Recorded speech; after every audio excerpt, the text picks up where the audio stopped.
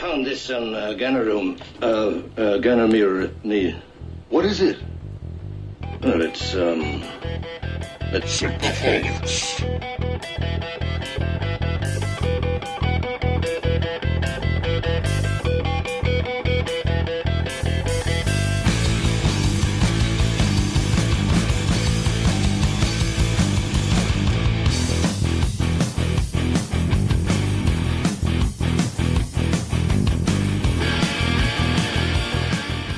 Welcome to Synthaholics, guys. This is your host, David Duncan, and with me is... I'm Aaron O'Brien. Are you sure? Yes, I am. And... Faith Hertzberg. Yes, indeed. So, I don't know if any of you guys listen to the podcast or not, but in episode 11... No, we don't listen to this podcast. No, why would we do something like that? But just in case, if you haven't listened to the podcast yet, go back and listen to episode 11. Aaron and I had the privilege and honor and fortitude to speak with the one, the only Walter Koenig. Merit badge unlocked. Achievement unlocked. Achievement unlocked, and I did not shit my pants. So how did that feel, Aaron? It felt really awesome. It was amazing. I was so we got a call, or you got the call or email from Todd Shante, and he told you that we had the opportunity to do this. So this was all real quick too. Yeah, me and Todd had actually been talking on Facebook since our initial interview. Just kind of like, just saying, hey, do you need to come back on? Do you have anything you need to say? And he was like, let me just make sure we got something straight. And then it came through, and it was really quick. I found out Sunday for sure, and we recorded on Monday. And we put the episode out on Monday. Yeah, it was just one of those things that was so quick, and I couldn't even believe it. It's like one of those, you just can't believe it's actually happening to you. That's the thing. So, I mean, it's like you're talking to Chekhov. This is Star Trek royalty. Yeah, this is it. This is, I mean, you don't get, much better than that. So, I mean, it was cool. And what I was surprised, too, is how talkative and engaged. I kind of thought he might just be kind of like, oh, who are these guys? But he was just really into it. He was telling us what he was up to, and then he gave us that reveal about him possibly playing the reoccurring villain. The cerebral villain. And not only did we talk with Walter Koenig, we also talked with Tachon Tagan and also Walter Doty, his other co-writer on this Captain Pike project. And as of the recording of this episode, I think there's only 6 days left. I think when the episode comes out, there will only be like 1 or 2. So please take a look at this. Go to the Kickstarter page. Try to see what you could fund. If you can just put maybe $20, $25, I think that's a starter. And everybody just putting a little bit in can really go a long way. So if you got more, of course, by all means. Definitely. And it looks like a really cool project. Lots of great Star Trek actors: Robert Picardo, Linda Park, Ray Wise, who's guest starred a couple times, Dwight Schultz, the great Barkley. It's just got an amazing cast. Yeah, it's going to be cool. And it's I think they really understand where Star Trek should be and how the story should be. And I think they got that spirit, and I think they're going to do a great job. I think we just have to give them the chance to develop it. And I think I really believe this is going to be amazing when it actually gets made. I cannot wait. Very cool, yeah. Did you have any other questions for us, Faith, about this? No, I think you guys pretty much covered it. You guys seemed to really enjoy that interview. We did. I think we were in shock for like an hour or two after I just hung out at Aaron's house, and we were just like... Yeah, we just couldn't believe we actually talked to Walter Koenig. I mean, did that really happen? I couldn't... For you guys, absolutely. For what you guys do, absolutely. I see it, and honestly, it was good being able to hear you guys be able to interview them and enjoy it so much, and be able to get that much information. Yeah, and I was going to just say, just before we go on to other topics, is just that it occurred to me the other night that, if this Kickstarter goes through and they were making these episodes for Captain Pike. I mean, and I'm not trying to be morbid or anything, but this could be maybe the last role that we really see Walter Koenig take on in a Star Trek, world. So that that might be the this could be it. So I mean, I'm just a thought. I mean, I'm not, like I said, I'm not trying to be morbid or depressing, but this could be like his last swan song before it goes. Well, it's not morbid or depressing. It's very nice to be able to see our idols and that go out on such a high note, and to be able to fund the opportunity for him is nothing short of an honor. Yeah, I think it would be amazing to see that just before, it's like kind of like the bookends of it. He's got the original series, and then he's got the Pike, which is like sort of pre-original series, and he's still in it. But he's still really in it. Awesome. It's so cool. So. And then he's also in Renegades, which will be, I think, coming out later this year, where he's still playing Pavel Chekhov, but he's Admiral Pavel Chekhov. Right. Which will be really interesting. I'm looking forward to see how that turns out. Yeah. So anyways, that was a thought I had during this, so there we go. No, that was a good thought. Thank you. Oh, we have an email. You've got mail. Email number 2 that we're going to read on the air. Yay! Although I feel kind of bad. Technically, I told them they could just write into us. And the 2 emails I've got, that's how we've gotten them. But you guys, as a reminder, you can write into us at synthaholics@yahoo.com. We will read your stuff on the air, and we will answer it to the best of our abilities. Like if you have a question or what we think about something about Star Trek, or you just you didn't know something and just wanted to know, or you just want to hear our take on it. Take on it, or don't want us to talk about something. Argue between ourselves, whatever you feel like. Or if you don't like hearing talk between Miles and Julian on the show. Tell them where not to go. Tell us to where boldly not go. Don't go there. So what's the email say? All right, this is from Justin Dimmitt. He actually plugged us. He's a YouTuber. He does a video blog about Star Trek. He typically likes to plug people who are active on YouTube, or podcasters who I guess do similar things, and just want to as a communicative thing, promote each other. He did a video. I think it came out like 3 or 4 days ago. It'll be more when this thing goes live, because this goes live on Monday. About that going live on Monday. Because we had our 2 bonus interviews this month, we're not able to post this on the 31st. It'll be live on Monday, the 1st of June. So this is why this one was late. We had those 2 special bonus interviews. So Justin wrote in and said, "Hey Dave, I'm looking forward to joining you on your podcast sometime. I took the opportunity to watch Shadows of Pajim, which is the episode we're going to talk about today. He was kind of sleepy when he watched it, so I guess he's going to try and watch it again." I don't know how you could sleep through that episode. No. We don't want to. No spoilers yet, guys. Can't talk about that yet. He says, "I have a few ideas for the upcoming episodes. If you're interested, if you three, Aaron and Faith, had to pick one episode as your favorite from each of the series, including the animated series, what would we pick? Another topic of discussion would be fan film series, Star Trek Farragut, Star Trek New Voyagers, Phase 2. Also, I'm listening to Robots Gone Wild at the moment. What about the episodes when a ship station takes a mind of its own? Granted, I can only think of a few where this happens. The Ultimate Computer, Emergence, Civil Defense, The Adversary. Just a few ideas crept into my head. Let me know what you guys think." So,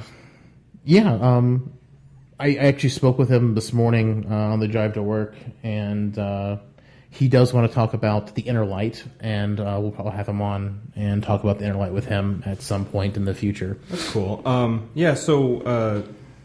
his YouTube handle is Indie Trekker, so it's INDY and then Trekker TREKKER.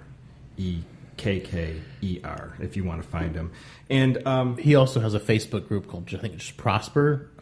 He's been posting on our Facebook page, so if you see it, right. And yeah, just also come and join us. Facebook.com/group/Synthaholics. That's us. What I was going to say too is, for the Robots Gone Wild, I was thinking at one point about including that the Ultimate Computer. But although it did kind of go wild, but it really wasn't quite a robot. So, and we were packed full of episodes, anyways. So, we could always do a Robots Gone Wild Mark II. Yeah, we're gonna have to do a second one because there's like the incident in Voyager when they find the smart warhead that B'Elanna has to do, and then reactivates itself because it lied to her. Yeah. Oh, yeah. We should call that one Warheads Gone Wild. We could do a whole segment on Into the Darkness too for that as well. So since seeing that Khan's whole crew is stuck in the warhead, so there we go.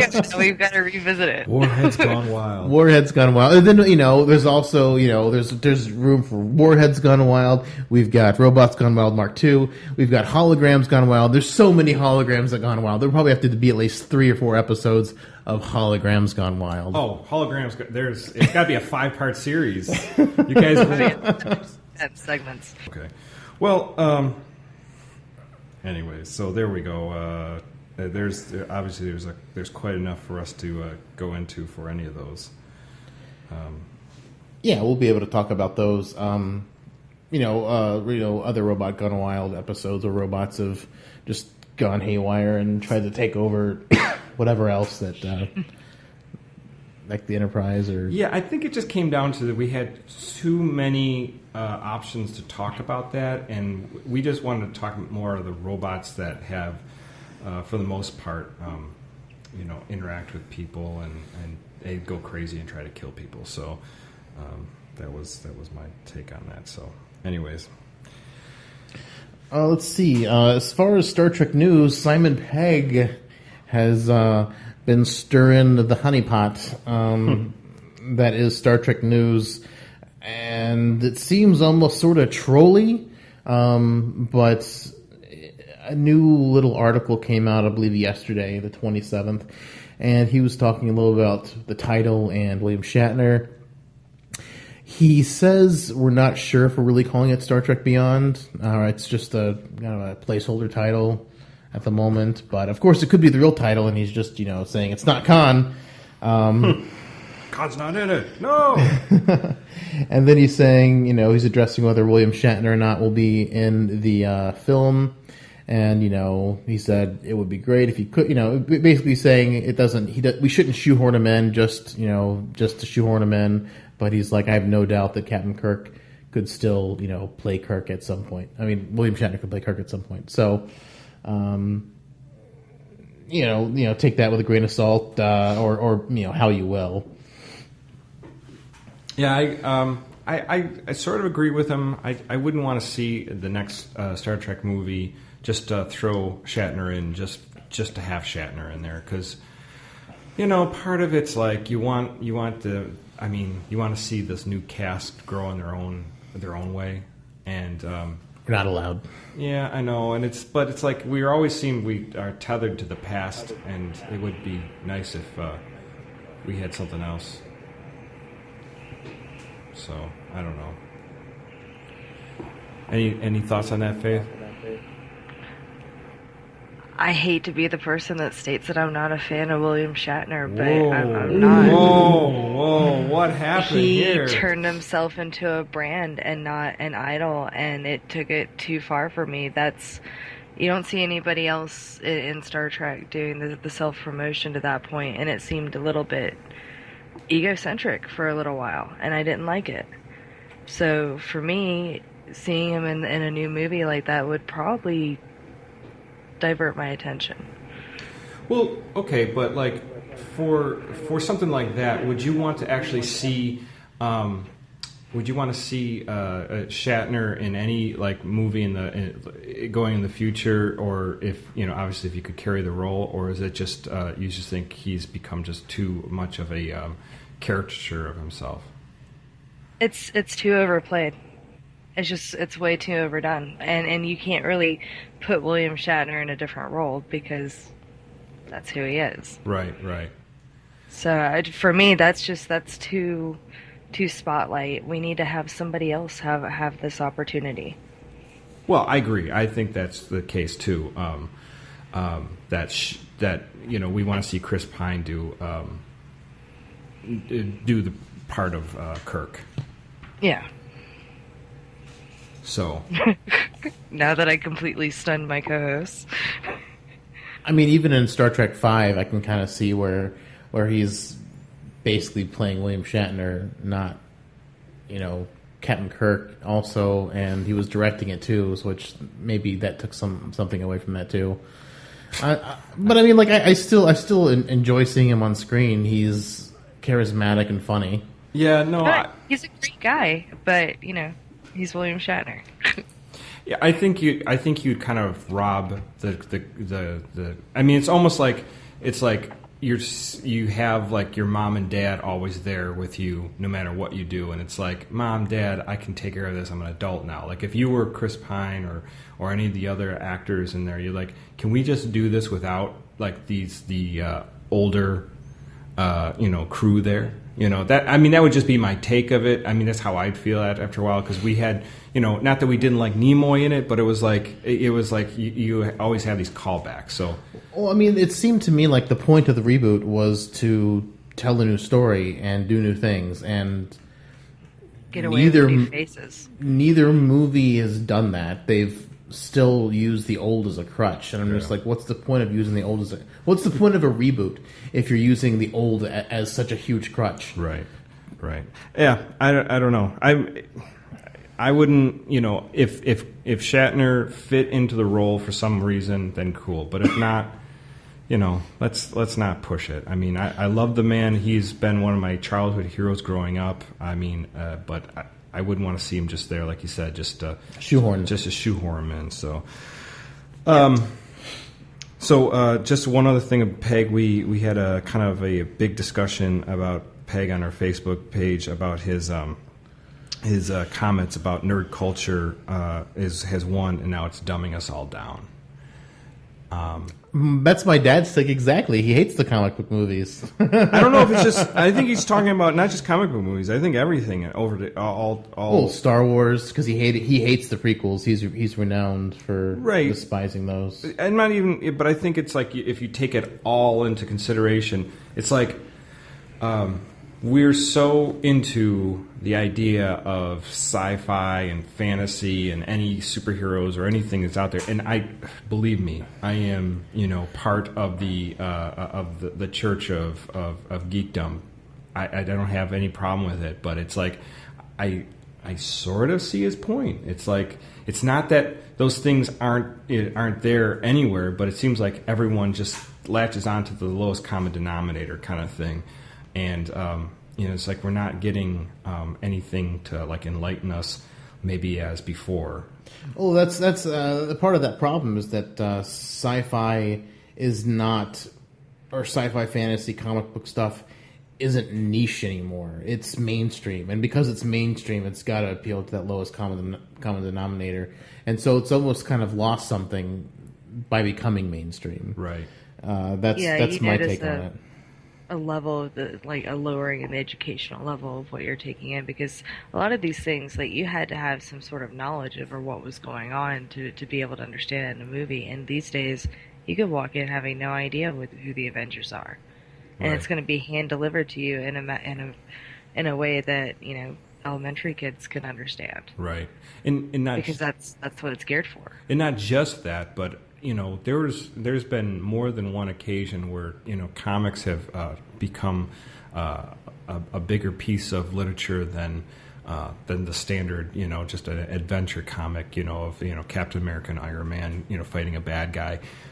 There's some deep meanings and some writers have put into things that that kind of like, shook things up. I mean, if you look at Alan Moore and stuff like that and stuff that Oh he's yeah, written. read the Phoenix Saga from X-Men and any of that. I mean, it's not just handling the moral situations; it's handling a political issue that was going on at the time, as well as some very deep philosophical insight.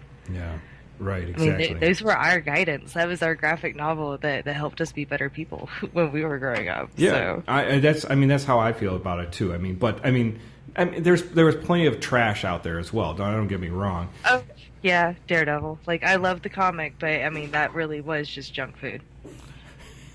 Well, It was. well, wait a second. It was a great piece of junk food, though. Well, what I was going to say is, but like when we looked at the original series of Star Trek, when we look at Next Generation, so much of it was like a big big ideas that were being discussed there per episodes, and it was kind of enlightening, in some ways, because you were thinking about some bigger ideas than just a crew just out in space, So I don't know. I think Simon Pegg does have some points. I would hope that. I think underneath the crazy stuff like the big superhero movies and all the big sci-fi movies, I think that below the surface, if you dig deep enough, there is the really cool, intelligent, fun stuff that's going to inspire you, that's going to give you bigger ideas. But I think it takes some digging. It's like you're just not going to find it right away. So that's just my thought on it. Yeah. That makes a lot of sense, though, because that's how it feels a lot these days. Like you're just being given a lot of fluff. Yeah. So, yeah. Less talk, more synthahol. Come on. Come on. Commander Worf.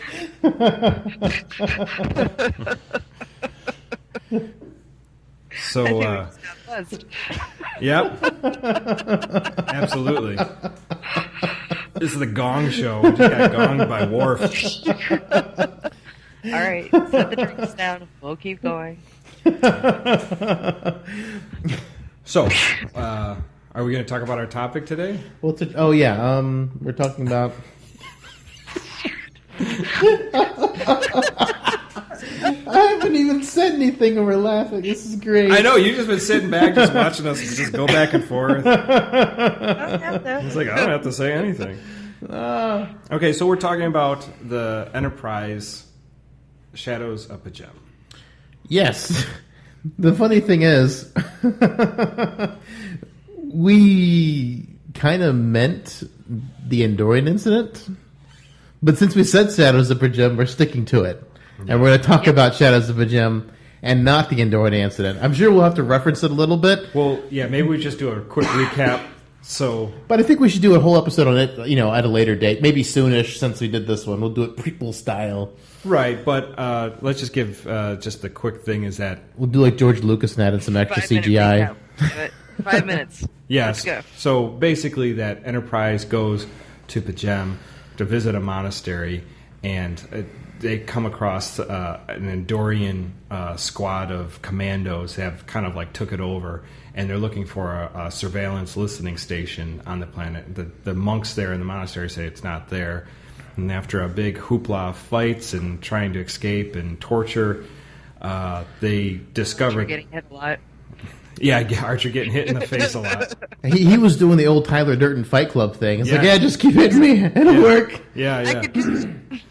But they find that there is a listening station and that the Vulcans had broken the treaty between the Andorians and themselves, and they were basically spying on the Andorians. So there was something there, and so Shadows Pajem is a little bit of the fallout and what comes afterward between the Vulcans and the Andorians. With the crew of the Enterprise. Yeah, so we have, the Ambassador Saval and, the Admiral. They're talking, they're complaining about, Pajem got overrun and you should have picked this other guy as captain because he would have been less interfering and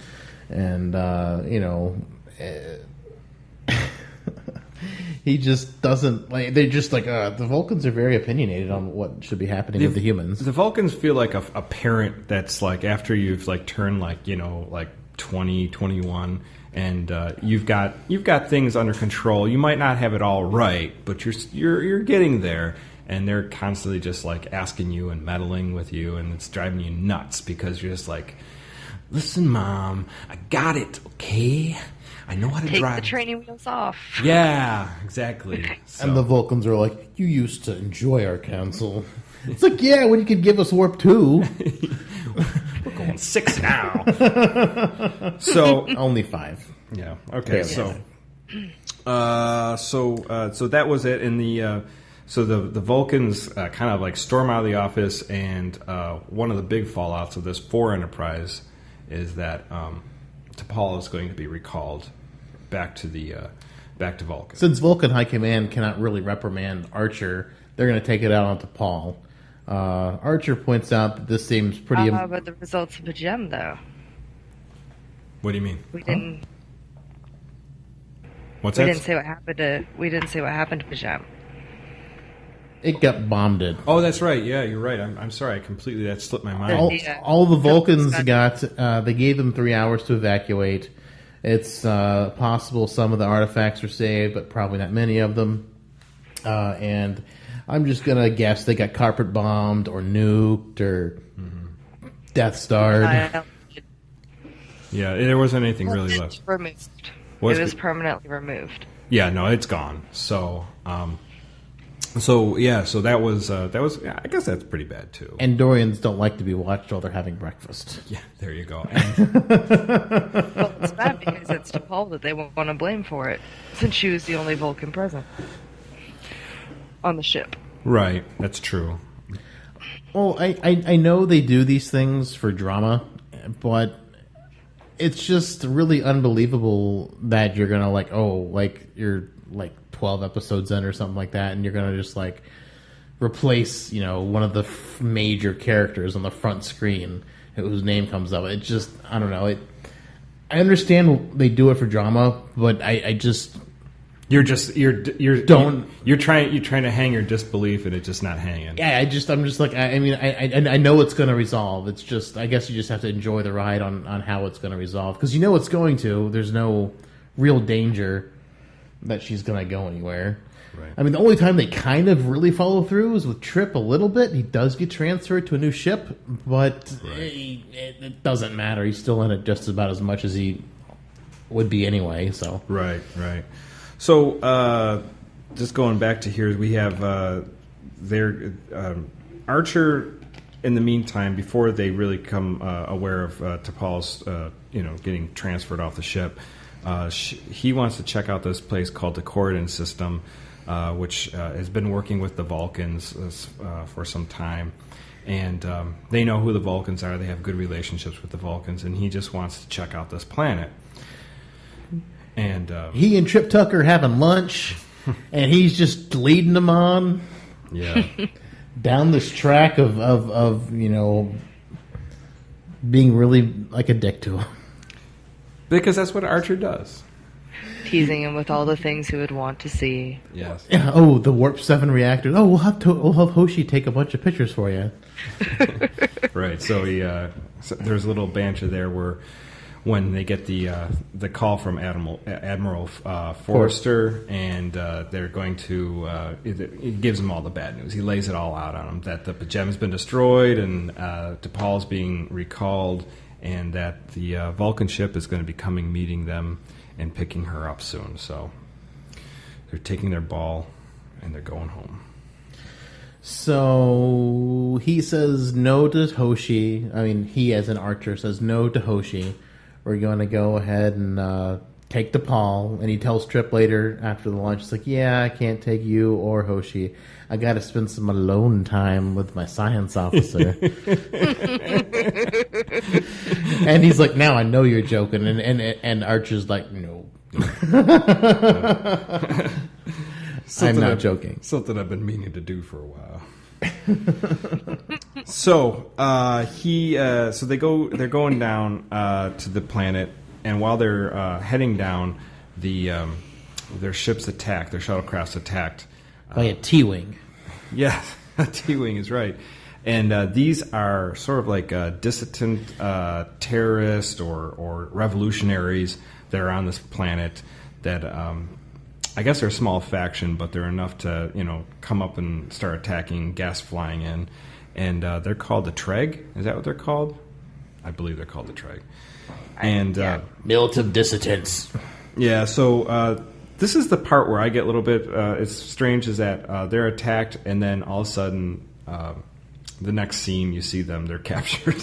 It's like you don't see a crash, you don't hear about it. They're just happens. There's no fight. No fight, nothing. They're just captured. They're tied up in a room in some kind of corrugated steel shack. It's a tin shack made of tin and or aluminum. They have many holes drilled through it. Oh, so you can put lights outside and shine them in.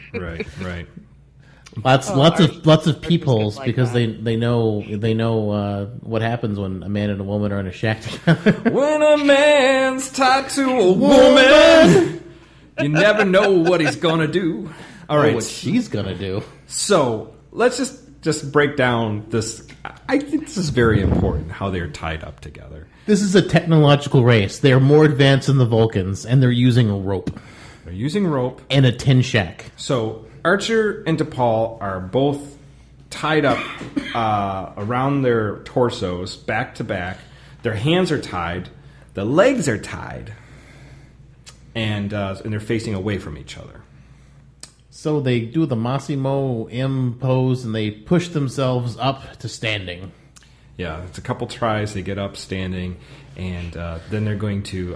T'Pol does a little shimmy around Captain Archer. And a really fast flick of the hips, and she's facing him. They're facing, face to face. And this all of a sudden turns sexy. Heavy breathing. And, can you untie my wrists? The knot's here. No, it's lower.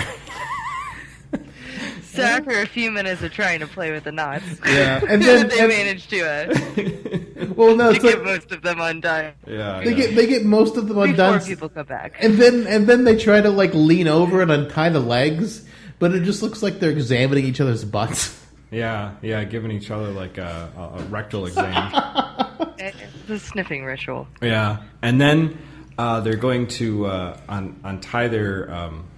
Are they doing the legs? They're examining each other's butts, and then somehow they fall, and T'Pol lands chest first on Archer's face. I'm not sure how that position happened, given they were not even close to that when they were bent over sideways. Right, and I kind of think this is everything from this episode from the beginning of this series to this episode has been leaning towards this, and I think this has finally happened for Archer to get those breasts in his face. Faceplant, your science officer. So, unfortunately, they do untie themselves, but right then, one of the guards walk in. There's a little bit of a rumble in the jungle. Archer does this awesome kick that's worthy of a Kirk move. Yeah, where he's rolls on his back and uppercuts the guy with his feet. And they're fighting for a second, and T'Pol's going for the gun. But then more guards walk in, and it's all for nothing. So the only thing that really worked out in anybody's favor was that Archer got the breast in his face. So yes, that's it. And that's it in the episode, guys. That's it. Roll credits. And this is where they stopped watching.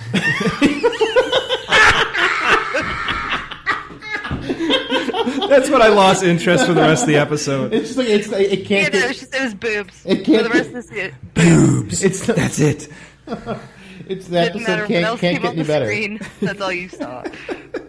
So, contrary to Face beliefs, I did watch a little further, not much further, but so the Vulcan ship, the Navarre shows up, and a day early too. A day early. They're always coming a day early.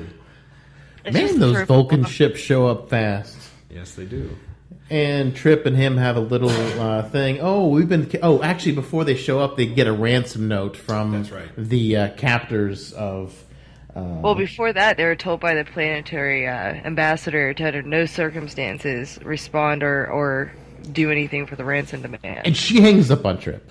And then the ransom guy comes up and ransoms them, and they say something about the female captain and some like butler, the ship steward. The ship steward. Like, they're like, are they even got the right people? But then Trip gets hung up on again. DePaul is a butler? Why don't I have a butler? So a butler named DePaul. Yeah. So then the Vulcan ship with Captain Sopek comes in, and he's where's DePaul, where's Archer, and they're like, they're down on the planet and they're captured, and we can't do anything about it. And that's where the Vulcans are going to try to take over the situation, and they're going to try to show the humans how it's done. So they come over to the Enterprise, kind of dismiss their ship and their limited ways of their technology. This is all primitive. Vulcan children play with toys more advanced. We have ships. Children fly ships like this. This is like a big wheel to us. These are lots and lots of blocks. These are like the big Duplo Lego blocks to us. Okay? This is like simpleton stuff. So then this is where Malcolm and Trip decide that they're going to mount a rescue, and they're going to get the rescue on. So they go down to the planet in a shuttle pod. Of course, they don't beam down. Because this worked the first time. Yeah, right. And they are subsequently... Luckily, they don't run into a T-wing this time. No, but they're subsequently captured again as soon as they... but this time, they're not captured by the natives of the planet. Yeah, these dissidents. It's somebody else. And who is these wonderful people? Wei Yun. Oh, wait, no, that's not Wei Yun. Chief Inspector Brunt. Wait, no. Shran. Wei Yun. Shran, yes. The wonderful Jeffrey Combs. This guy is my favorite guest on all of Enterprise. Is everything he comes in and does. I mean, I think he's so amazing. I love how the Andorians' antennas wiggle. I just love the Andorians in Enterprise. I think that was a race they really fleshed out and they made so cool. You know, it was so interesting to see Andorians in action, because before that, we only had a little bit in original series, and maybe like a brief appearance in Next Gen. I don't think you'll ever see them in Next Gen or Deep Space Nine. Yeah, and mentioned never but Voyager. Not shown. What's mentioned but not shown, and Voyager they never existed. Yeah. So you don't really see so much of them, and I think they are an interesting race. You know, I mean, they're one of the foundings of the Federation. We just don't ever. Why don't we ever see any Andorian Federation officers? We know they exist. Well, I think there was in 4 in Voyage Home and the Federation. The headquarters. Yeah, we saw a couple Andorians dressed in their Federation uniforms, but that's about it. So, it's Shran who actually has captured him, and he's like, what are you doing here? You guys are a bunch of idiots. You don't even know what you're up against. If you would have gone to the shuttle, they would have bombed you. Right. They left it out in the open just because. Yeah, exactly. Yeah, so. That's not obvious. Oh, so back on Enterprise, Hoshi gets a call from the Vulcan. Yeah, and like, where was that shuttlecraft going? Where's that shuttlecraft going? And then she makes some strange remark about how shuttles come and go all the time, which I don't get. And then she says something about Union Station. And I'm just like, Union Station. I'm like the Northwest Passage. How long has this been irrelevant? Yeah, exactly. Well, maybe Union Station still exists in. Union Station was still one of the larger transport hubs, actually. Yeah, but maybe it's still there in the future. Yeah. I don't know. Okay, so Shran and Tucker and Malcolm are going to basically try to get into their fortress. They make a plan. They go up to distract the guards at the gates, and that's where they get into the fortress of the dissidents there, and they start to mount the rescue mission. while they're getting in there and getting Captain Archer and T'Pol out, the Vulcans spring their victorious, crazy bombardment. Yeah, they blow through the wall and they just start shooting everybody up. So Vulcans aren't very subtle. I would have thought Vulcans would be a little bit more subtle. Yeah, it's a strange thing is that Vulcans can be pretty violent when they want to be for all their peace and harmony. So the Vulcans come in, they're shooting everything up. The Andorians are shooting at the Vulcans. Even Tucker and everyone, they're fighting the Vulcans too, and they do get Archer and T'Pol out of their jail cell. And Shran can now finally sleep. He's like, I can sleep. I can sleep now. I paid my debt to this pink skin, and I'm so glad that Travis Mayweather wasn't with them. Otherwise, he might have been insulted by that. Yes, it's like we're not all pink, sir. We have different colors in our race. So do you. You got the white ones too. Yeah, you got white Andorians. Yeah, and they're very white. They're white. Okay, so get some sun. What are you doing in there? They can't. It reflects. So they get the curses. They get the they're out, and that's when they're all sort of like, the Vulcans are like, oh, what are you doing with the Andorians? Oh, you guys are traitors, and all this. There's kind of a last meeting there at the battleground when one of the Treg come around to make a last shot, and that's when T'Pol jumps to save Captain Sopek. And it's apparently like a energy bullet, not like a beam, but it's a plasma bullet. Is that what you said? Yeah, like a burst almost. Yeah. So she took a bullet for the captain. She got green blood oozing out her hips. Yeah, she did. And then Captain Archer, they were going to take her back to their ship, the Navarre, and Captain Archer picks her up and goes, "Still my science officer," and walks off. The transfer orders haven't come through yet. You were early. Yeah. So this is where they play a little trick on Captain Sopek. Oh, and sort of kind of T'Pol too, because she's out cold. Well, yeah, but she kind of... No, she just agreed. She followed logic, okay? Yeah, so you're back on the Enterprise. T'Pol is unconscious on the sickbay bed, and you have Captain Sopek there, basically inquiring about her and what's going to happen, how bad her wounds are, and Dr. Phlox just lies to him. he's like, I wish I knew. Yeah, her injuries are extensive, and that she needs to stay here and get rest and heal up, and doesn't know what's going to happen. And then Archer appeals and says, she took that plasma bullet for you, and she could have died. That should reflect well on her character, and maybe the Vulcan High Command could see that she's not as bad as they're painting her to be. And luckily, he has a meeting with the Vulcan High Command in 3 days. Yes. So he considers He's it. like, maybe I'll talk. Maybe I'll have the chance to talk about it. So this is where you're sort of like, okay, I guess that means that T'Pol is going to be staying. Like I said at the beginning of the episode, we all knew she was staying. It's just how is it going to resolve so that she can stay? Right. So Shut Up with Jem kind of ends there.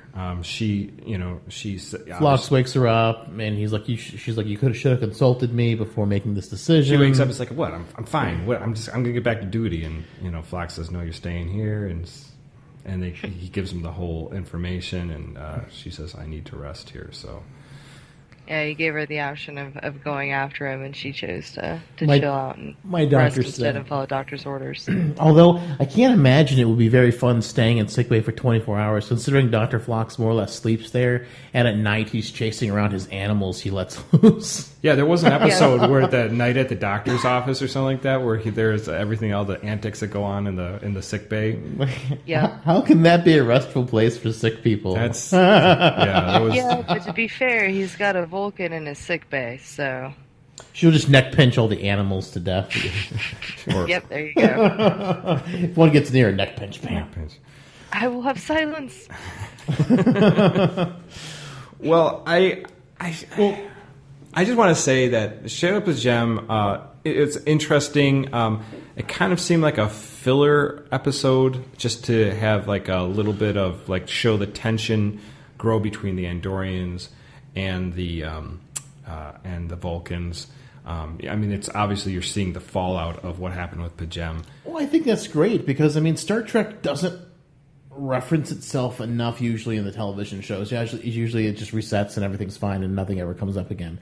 It's one of the things I definitely like about Enterprise, whereas that it references itself. You get some of the same characters and they're building a story instead of just, it's just a random episode. Yeah, no, Enterprise was good about building story arcs that like kind of like expand, and it doesn't happen show after show after show, but you'll have different elements that will revisit and you'll see more of that. Yeah, they developed each of the characters in that in a way so that you still had some sort of perspective or relation to each of them. Yeah, and Jeffrey Combs as Shran is just so I just love his character so much. Jeffrey Combs as anything in Star Trek is nothing short of just amazing. I know, but I just loved his character as the Andorran as Shran, and it was just so. I mean, I loved every time he showed up. I mean, the actual the Andorran incident that where the Pajem is discovered, his role is a little muted there because you don't see him like as strong. I think it's his first appearance. Yeah, it is, but it's like it's kind of his. Yeah, you don't get a full scope of his character, and then you get a little bit of it in this one, a little more, and then it just becomes more. He just grows more and more. He's just man, what a great character. And I heard that if the Enterprise returned for season 5, that he would have basically become a new addition to the Enterprise crew. Oh my god, that would be so cool. Because at the end of season 4, like he's lost his ship and he's sort of kind of disgraced as far as Andoria goes. Yeah. So like, I think there were talks about maybe having him join as like a main cast member. That would have been so amazing. Stupid CBS, NBC for destroying. Yeah, I know. Destroying that. Why? Why did you do that to us? Jeffrey Combs is amazing. Enterprise was amazing. Yeah. Season 4 was amazing. I just looking because this is season 1, isn't it? Yes. Yeah, because I watched this. I watched the Andorran incident, and I watched a few other episodes, and I was just like, man, I forgot how much I really do like Enterprise. Well, we both rated it number 3 in our Trek versus Trek episode. Yeah, it just I really do enjoy it. I just I'm going to have to go back and watch more of it because I just love Enterprise. Yeah, so cool, man! What a great. I mean, everything's just so cool about that show. I mean, they just the makeup, the special effects, the story arcs, getting used to technology, the boobs in the face. You can't forget the important things. I honestly think, can I just my theory on this whole episode was just to get T'Pol's boobs in Archer's face. So they wrote the entire episode around that one scene. That's my feeling on this whole thing. I could be wrong, but I don't know. It's just like especially the first season, it seemed like there was a little bit of a tension, like a sexual tension between Archer and T'Pol, and it kind of disappeared after Tucker started seeing her. And I don't know. I don't know if that was intentional or if that was just something that was on screen, but it just it seemed to be there. I don't know if anybody else felt that way, especially in the first season. Some interesting tidbits about that particular scene. from the ye old Memory Alpha. Because when they shot that scene when they first fell over, some mood music was helped in the filming of the scene in which Archer and T'Pol are handcuffed, and Archer's face becomes buried intimately close to T'Pol's bosom. We wrapped for the night as they fell over, so the next morning... They left them there all night together. Just stay like that, guys. Don't move. So the next morning, they start off the sequence with her on top of him in that position, and the sound department put on the song Love Shack really, really loud over the speakers. That's nice. It was a great way to break the ice for the morning. Everyone got a big laugh out of it. It was perfect. and that's like the biggest like thing Memory Alpha has for that episode. The as far as like kind of behind the scenes stuff, this episode's really kind of short on it. So that one thing might have actually been. Aaron might have been right. They might have written the whole episode around that because there's not a whole lot of trivia on Memory Alpha about this episode. I can't see. I mean, they don't even show the shuttlecraft going down or them getting captured or how they got them out of the shuttlecraft. It just was like they're in a tin shack tied together. You know, it's like I don't know. Like it just seemed like this was the unintentional bondage. I mean, even the the coordinate system. You know, like who the hell cares? You know, it's like just a meaningless planet that has some 3 billion people on it. I don't know. We never hear about it again. Yeah, maybe is that one of the planets Soren destroys, trying to get the energy ribbon? maybe I don't know. And that would be nice. No more tin shacks and rope. Yeah. No more. In addition to Archer getting a face full of boobs in the process, I think it also helped further show the difference in Vulcan nature, because in prior versions of Star Trek we see this very staid, logical, calm, mostly passive race that only now and then completely flips its shit. I think in the Andorran incident, and especially in Shadows of a Gem, we get to see the side of them that they're trying to intentionally suppress, the reason why they're doing that in the first place, which is how quick and how violent and aggressive they are and how strong that really is. Because throughout Star Trek, where you hear, oh well, they're really strong. This is one of the few instances, along with a couple of other episodes in oh god, now I can't remember it, The Next Generation and Voyager, where you actually get to see that's shown. Oh, right. Yeah. Before it's just sort of a myth. Yeah, and that's the thing too, is the it's sort of like those people who you see on TV who are, or in the news. They're like these like really extreme, like anti-gay, homosexual, and then they come out and they're the ones that are having gay sex with some like closet hypocrites. Yeah, and it's like that's what I'm kind of getting the feel for these Vulcans, is that they're like, we're not emotional, we're not violent, we don't do any of these things, and it's like no, it's like we are these. No, things. we blow holes in the walls. Yeah. No, I mean, but when they want to, they'll go apeshit on you, and they'll fuck everything up. Like Donkey they won't Kong. care about it after. Right, yeah. That's the important part. They won't care about it after. Yeah, and they're like, oh, you were upset by this? Well, that Why was were you logical. upset by You this? were in the way. That was logical. We had to do that. Hide behind the veil of logic.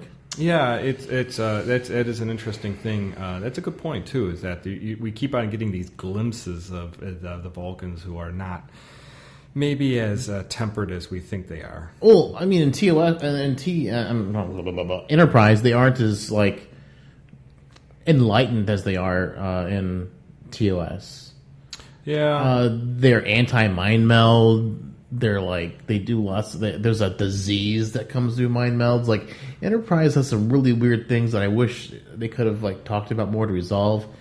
They didn't really make sense in the overall scheme of things. Right, they did. Like, I'm like, the mind meld disease, is this transferable to humans? I don't remember. I just remember the Vulcans were getting it and getting Paul sick. had it. Getting sick from right? like Paul mind had melds. it, Yeah, she got it Yeah. when she was experimenting with mind melds. Yeah, it's like, it was my college years, okay? I was just experimenting. But it was like 30 years of them. So don't accidentally caress your lover's face. You might accidentally mind meld them, and you'll get sick. That's why it's like a MTD. That's why they mental transmitted disease. That's why they rub their fingers together. That's for the sex. They don't touch each other's faces. I thought that was to keep from shocking each other. Yeah. I mean, the static cling on those short carpets has got to be horrible. I mean, really. I know. Yeah, that I think, but I mean, I think you see the evolution of Vulcans from there.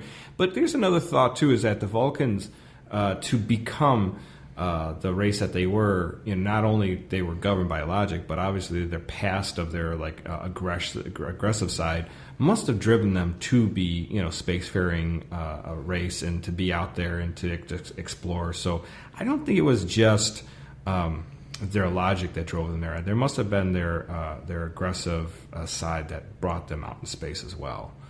Yeah, because they seem to have an interesting little bit of a Napoleon complex for guys that seem so well equipped to handle everything.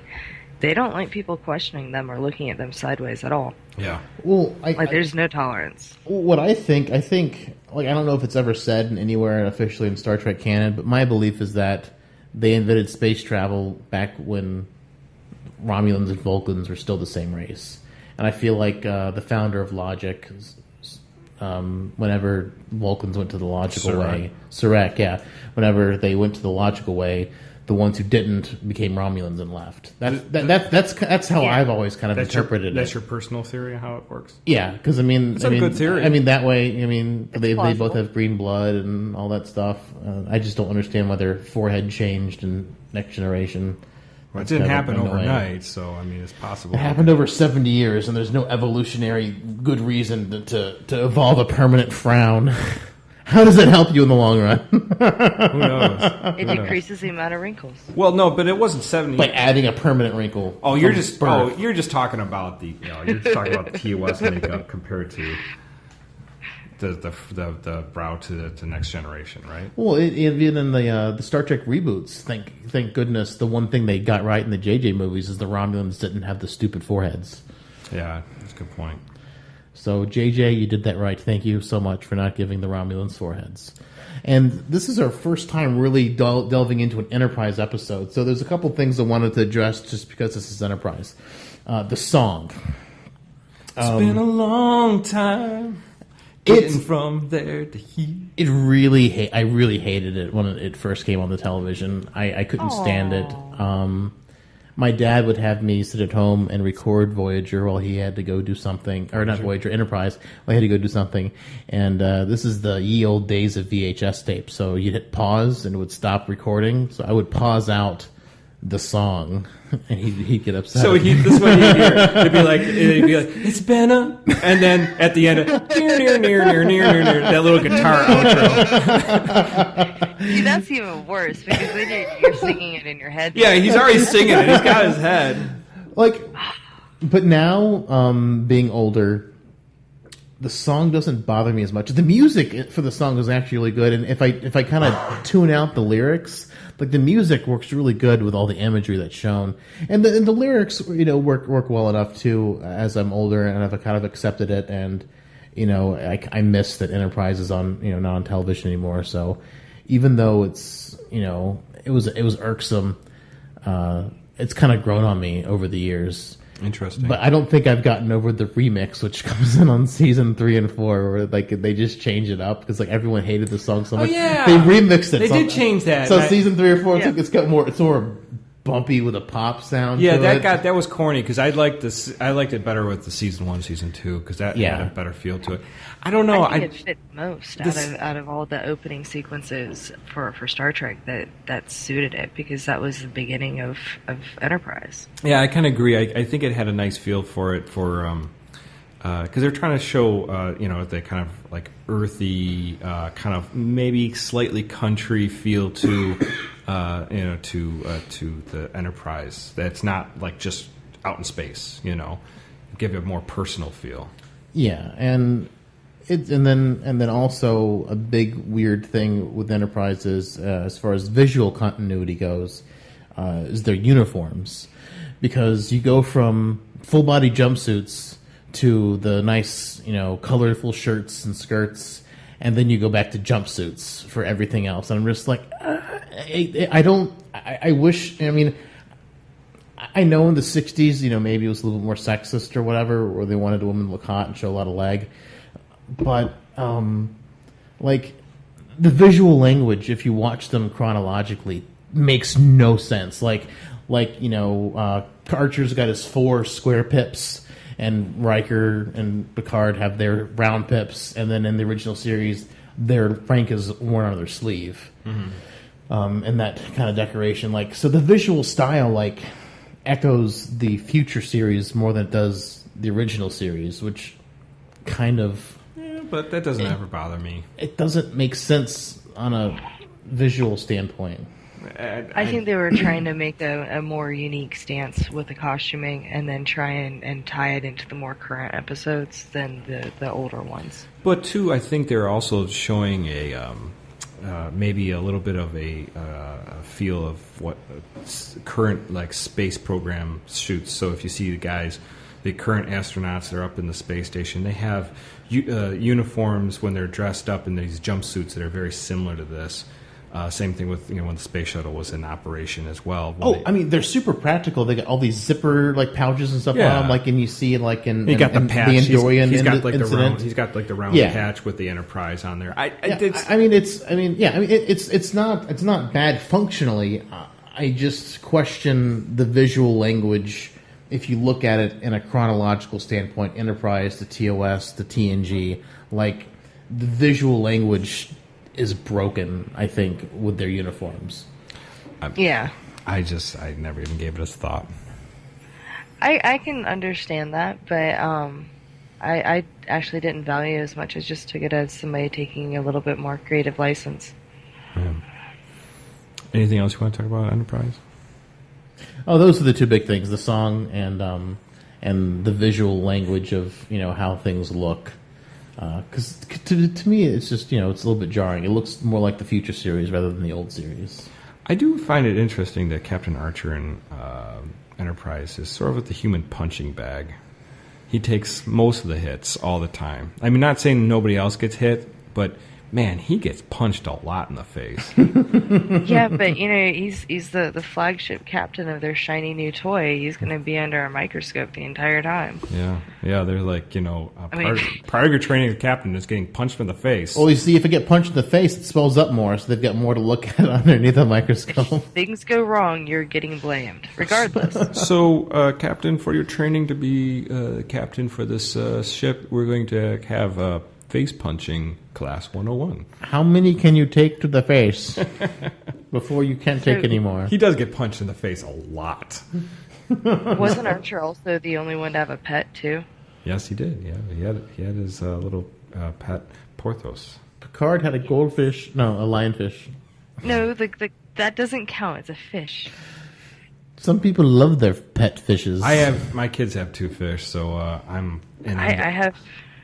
I have fish, but their IQ is not sufficient. No, mine aren't either. My kids' fish won't die either. I have to keep cleaning that damn tank. It drives me crazy. They defy you like that. Yeah, it's like they're living. They eat their young. They're cannibals. No, mine haven't yet, but they haven't bred yet. So, so Enterprise, great show. Shadows Pajem, kind of like a transitionary episode. It's a little in between, so it's fun. It's I mostly go for the boobs part of it, but and show for that 15 seconds. For that 15 seconds, that's where your money goes. And that's when I turn it off after that. So. I'll be in my bunk.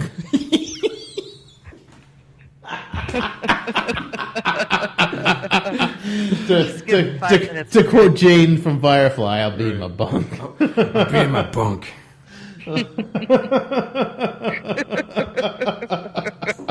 What are you going to do up there? Want to come and watch? Shut up and leave me alone. Give me the box of tissues. So yeah, that's where I'm at with this. Anybody else have any takeaways? Any closing thoughts on Shadows of the Gym? No, I think boobs and development of the Vulcans is pretty much it. Yeah, and the escalation of the Andorrans Vulcan conflict. Yeah, and the beginning of the relationship between Archer and Sharan. Thank you. Yeah. And actually, I kind of think this is kind of like the last maybe kind of tension thing between him and T'Pol, that sexual tension that I was kind of alluding to before. I want to say there's another episode later in season 1. It might have been in between, but I want to say it might have been later. No, there's one later. I think it's later where he like slips up and says boobs or something to her face. Yeah, that's right. Like he's like really tired or something. the one where they're going through the decontamination. That's right. That decontamination just meant just to show them all in their Speedos. And their blue undies. And, and lotion. There's Glittery lotion. There's really no reason for that to exist except for that. Yes, there is. They don't use the transporters, and the transporters is what decontaminates them in the future. Thank you, Dave. I didn't understand that part. I'm just saying. So you got to get in the chamber and rub each other down. Because when they were still transporting stuff, everything still had a chance of scrambling when it came back. Yeah, but do they put like their food that they get in there through that? Do they put all those things?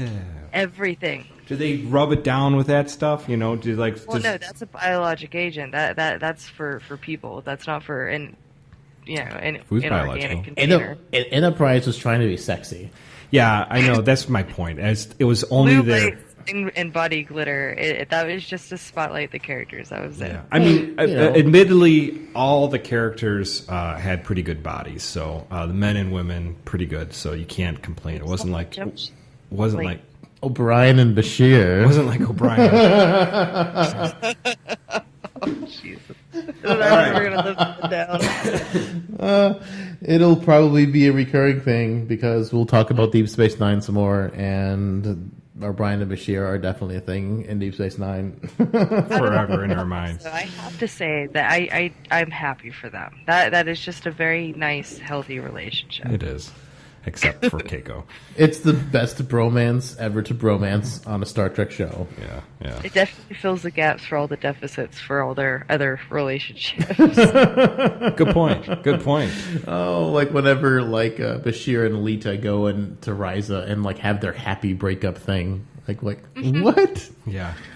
Let's have a happy breakup. Nice. That seems you're grateful to be going the other way. That seems opposite of how breakups normally go, but No, when you're both relieved and screaming freedom, that counts. I guess. Poor Quark. He didn't get with Lita. So let's just transition to. You are the most beautiful woman in the galaxy. You don't know how long I've wanted to tell you that. But you were afraid. Yes. Of me? Of us, of what we might become. And you're inviting me in. I'm not sending you away. That's more than I expected. Is it as much as you hoped? To hope is to recognize the possibility. I had only dreams. Dreams can be dangerous. Not these dreams. I dream of a galaxy where your eyes are the stars and the universe worships the night. Careful. Putting me on a pedestal so high you may not be able to reach me. Then I'll learn how to fly. You are the heart in my day and the soul in my night. We lost 2 more relays. I can't. Shut up, kid. And I know what you guys are thinking. We're going to talk about T'Pol falling on Archer. But we're not. And you would be wrong to think that. Because I'm pretty sure we've already driven that into the ground. I don't know, knowing you guys, I'm sure we could do it a few more times. That does replay in my mind more than once. But anyways. Quick, smack it. He's stuck on the track. Anyway, last night, May 27th, Aaron O'Brien found a video. Made Synthaholic history by posting a video. This video is just a few. It's 1 minute and 48 seconds. It's a very short video. But in it, this short video with very little dialogue says so much. Yes, we will link this. We will link this video in the show notes. I'm sure Aaron and I will link it again in there, just so you can be like, why does they keep linking this? You'll see this pop up if you're on our group. You'll see it keep popping up, and you're like, why are they doing this? And then you'll hear this episode, and you're like, oh my god, I got it. Yeah. So whoever put this together was really, really cool and ingenious. What they did, they took a bunch of they made a Riker show, and they took clips from the Next Gen of him just kind of chilling out with a totally different vibe to it. It's like an 80s cop show. It's fantastic. Yeah, it's like him talking and then him just hanging out and eating food. And then, so that's the beginning of it. And you see him, they're on the bridge and they're Beverly is going to make an incision on the organic bioship that they randomly meet in one of the episodes of Next Generation. Right. And they're basically helping this bioship give birth to this to its baby. A spaceship C-section, guys. Yes, exactly. So this thing is about the size of the Enterprise, or close to it. Yeah, it's giant, and they make the incision with their phasers, and what comes swimming out is a smaller bioship with Riker's face on there. And what is so good about this is not only is Picard looks, this is how they edit this. Picard looks at Riker, and Riker's got a little smirk on his face, like, yeah, I did that. And then he looks over at Deanna. Deanna gives him like this, what the hell did you just do? And then he gives her sort of like kind of like. He gives her like, uh-oh. It's like an uh-oh face. Yeah, oh my God, this is just this subtlety and everything about this. I mean, I don't know who these guys are, but they are just wonderful editors. What the work that must have gone in just to like put all those sequences together, and to find the ones with the perfect facial. Because I mean, it probably wasn't the same episode. Oh no, it was. Yeah, they definitely did something. Well done. Yeah, this is great. It was so good. So Riker somehow got it on with this bioship, the size of the Enterprise. Yeah. Riker's like, challenge accepted. Yes. It's just so ridiculous. I mean, obviously this is not canon. This is just people doing this, but this is just, it was so funny and it's so well done. I don't know. I couldn't stop myself from laughing when I saw it. Captain Carl invented his own special Riker Scores moment, so we found a special one that someone else created online. It was very funny. Yeah, so. This is very, very funny. So check it out if you haven't seen it already, or watch it again, or watch it another 5 times because it's just so darn funny. I've watched it like 10 times, just cracking up every time I've seen it. It doesn't really get old. No, it's a beautiful thing. I just love the way it's cut. I mean, just the editing is great. Like the outro and intro sequences are great too. I mean, the joke about the bioship baby that with Riker's face is hilarious, but the intros are great. Yeah. Oh my God, it's so well done. So there's our Riker scores. So where did you find that? Did someone send it to you, or did you just find that somewhere on the internet? No, somebody posted an article and they were talking about it in this article, and I just went to YouTube and I found it, and I just thought it was hilarious. So and that's when I posted it. So. Yeah. It was brilliant. I liked it, and then and actually Todd Shantay went and commented on the the video too. I'm like, sweet. Yeah, he actually said like, oh, that's I like that, or whatever what he said. But yeah, so definitely worth seeing. It's like I said, he said it's only a minute 40 seconds, so it's very short. You're in and out real quick, so it's good. It's very good. Definitely worth a minute and 48 seconds. Or, double or triple that, depending on how many times you want to watch it. It's definitely worth it. I've definitely wasted close to half an hour watching it. It's not wasted. No. It's great. It is a wonderful thing. Well, I don't know if you guys remember back in episode 1 and episode 2 that I was at PAX East and I spoke with a couple of people at Disruptor Beam. The first episode was about the game. The other one, I was just trying to get other people's feedback on the thoughts of the passing of Leonard Nimoy. And I've been in contact with them still, and we're going to have 2 of them on next time to talk about the game some more, so we can get some more details on that. Hopefully, learn when the beta's coming out. Hopefully that'll be soon. The game was just a lot of fun to play. It looks so cool. It looks like it's going to be a lot of fun. And so it'll just be neat to get to talk with people who are super passionate about Star Trek and who are working on a game that will probably be taking up all of our times very, very soon, hopefully. Breaking up relationships and whatever else.